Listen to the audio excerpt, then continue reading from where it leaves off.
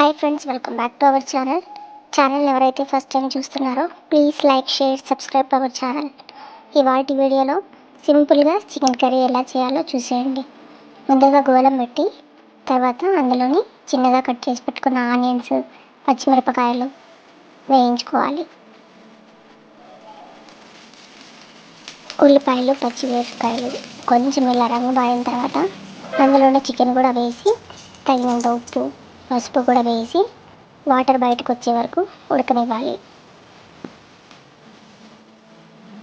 ఇప్పుడు ఇలా వాటర్ అంతా బయటకు వచ్చిన తర్వాత ఇందులోనే అల్లం, కొత్తిమీర, వెల్లుల్లి నేను 3 మిక్సీ పట్టి వేసుకున్నాను.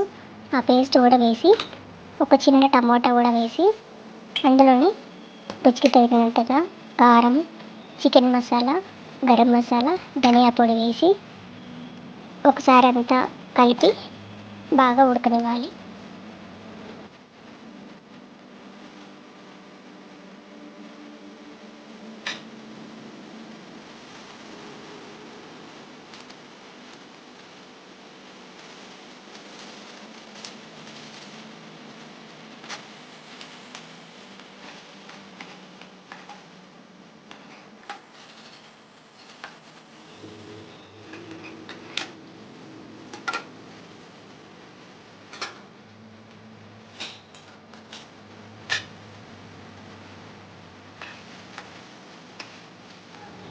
ఇలా మసాలాలన్నీ చికెన్కి పట్టిన తర్వాత ఇందులోనే మనకు తగినంతగా ఒక గ్లాస్ వాటర్ అయితే నేను వేసుకుంటున్నాను.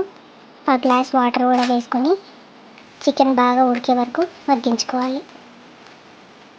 అంతే అండి, ఎంతో సింపుల్గా ఉండే చికెన్ కర్రీ అయితే రెడీ అయిపోయింది. మీకు ఈ వీడియో నచ్చినట్టయితే please like, share, subscribe our channel. Thanks for watching.